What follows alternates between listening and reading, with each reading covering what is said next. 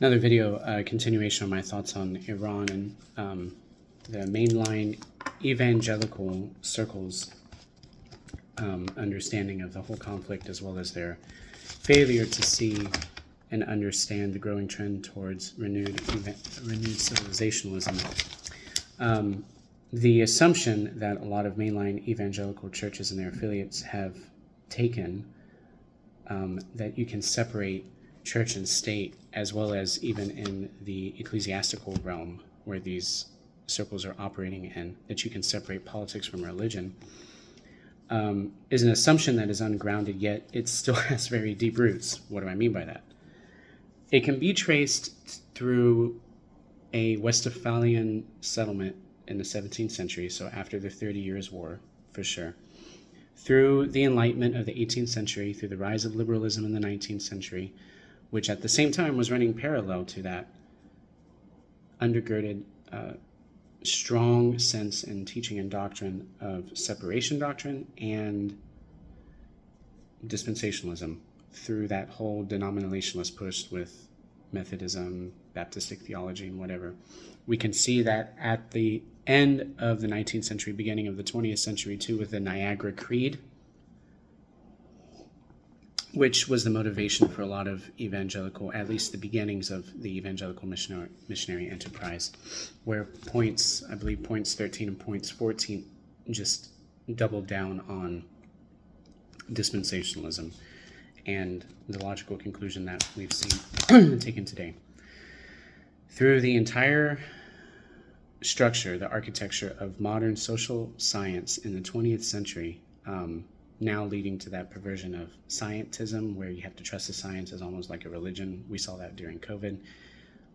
Churches just compromised and went along with it, and they closed their church doors in disobedience to Scripture, where it says as a commanding verb, not to forsake the assembling of others, in Hebrews chapter 10, verse 25, 26, I believe.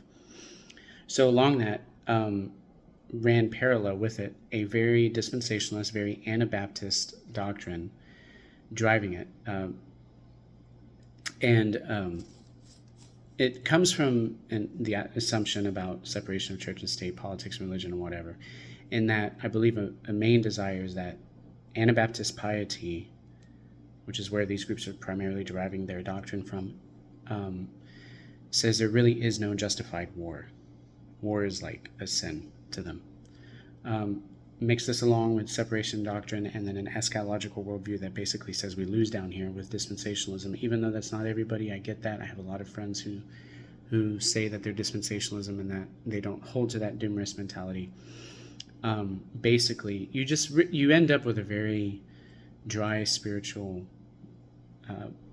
belief doctrine, and it's ultimately pacifist in its end, which, nobody wants war, but in order to understand what's happening with Iran, you have to understand the theological aspect of this, not just political. As a side note, I will say that Methodism succeeded, but it also fell along the way with its rejection of Calvinism as well. But that's a very loaded statement. I can get into that later. The whole missionary enterprise was designed to explain politics with reference to theology, centered in and around Israel as the clinchpin when the supposed apocalypse takes place. But they do not understand that the Old Testament Israel is separate and distinct from the modern-day Israeli state. So when traditional Christianity doesn't have this defeatist eschatology of end times, traditional Christianity actually talks of the parousia, the coming and the looking forward with visionary eyes that Jesus comes back and he establishes the kingdom forever in the now not yet doctrine. However, in traditionalist Christianity, there is an assumption that the parousia is the coming, but we are preparing the parousia now. There's a difference there. Dispensationalists believe the kingdom hasn't come yet. So we can argue that later. But the separation doctrine coupled with we lose down here belief is clearly toxic. To bracket the sacred, to treat the belief as a private variable that doesn't affect the equations of power was an assumption that worked reasonably well for explaining European and American politics and theological implications in the 20th century. But it catastrophically fails the moment we try to apply it to civilizations where the sacred and the political have never been separated. And it's an irony that a lot of mainstream evangelical circles, teachers, leaders, professors, friends, whatever, will give all kinds of justification for the modern day Israeli state, but then they don't take that in its understanding of Iran and the fact that it's a government built on theology. And they have no sense of zeal whenever it comes to American politics, putting Ten Commandments in a schoolroom, initiating prayer in the schoolroom.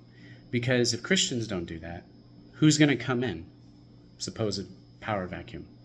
Muslims. And this is what has happened. I remember back in Houston, there was a ethnic Egyptian Christian family, and I'm not afraid to say the word ethnic Christian. I don't know why people have a problem with that, because it's a form of identity. But anyways, that their daughters wanted to start a Bible study in the school, but they weren't allowed to because it was all the whole separation of church and state and blah, blah, blah.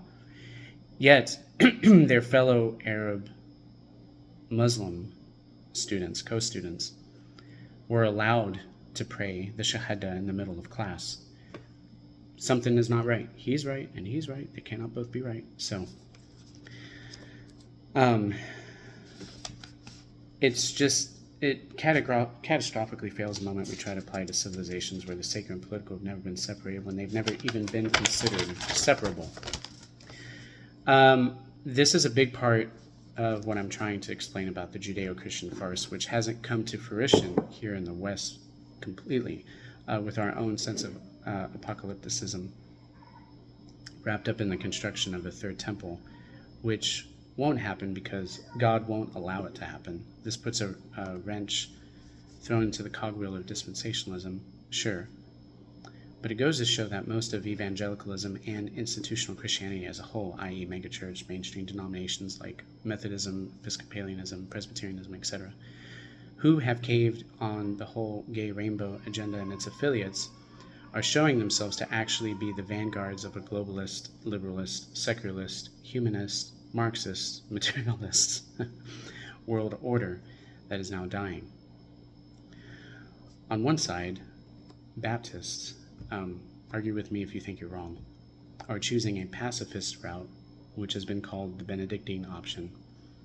And this has a part to play in rebuilding the West, but what we're seeing is a complete revival of identity, cultural, and yes, faith making a comeback in many civilizations, where we see it in Orthodox Russia, Confucian China, Pharaoh identity in Egypt, and America has its own identity as a covenantal republic,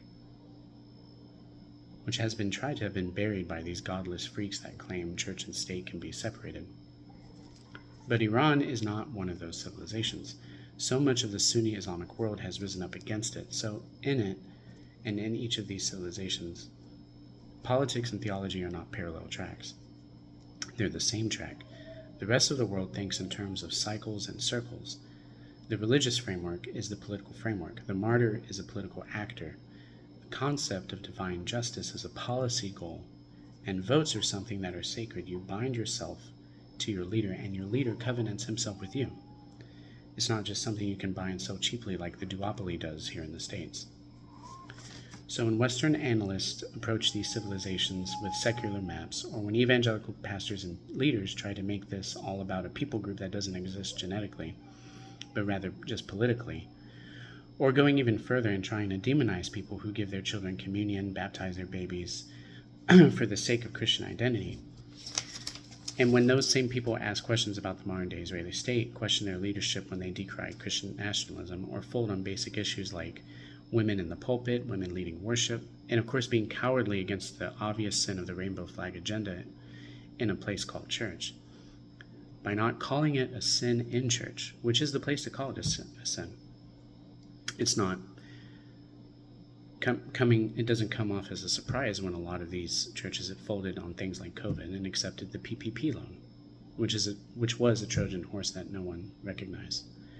but instead they took it hook, line, and sinker just to keep their salaries, and it was supposed to be tax exempt, but anyway. Then again, most of these circles don't take communion in both kinds. They deny the basic rite of baptism to children, which Scripture doesn't explicitly say to do, and thus a particular faith is created in tandem with the traditional faith. These evangelical leaders, they're not just missing a detail, they're missing the entire operating system. And that's why things like the pseudo-Messiah plan with the covert three-letter agencies didn't work.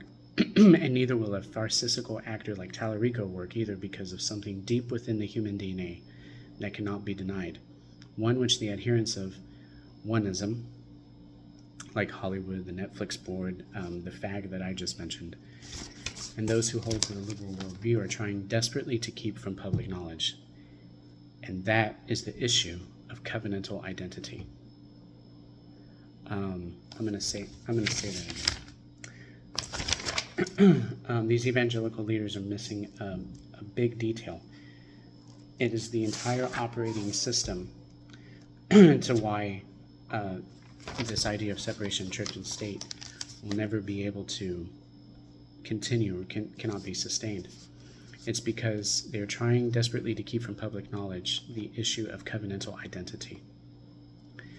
Covenantal identity is the true key to resistance and renewal of Christ-centered civilizationalism that has proven successful in cultures throughout the timeline of history. Our own country was built on it.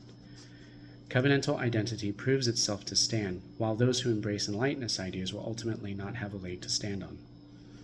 The constitutional republic we have is, in fact, a covenantal republic, an idea from the Enlightenment that was reformed and redeemed and has blessed the world.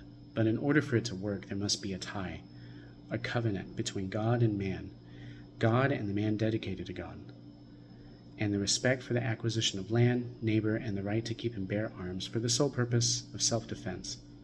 Without these, there can be no republic, and without identity to faith, family, tradition, and land, there's nothing tying man to anything. Covenantal identity is the whole key to understanding this conflict.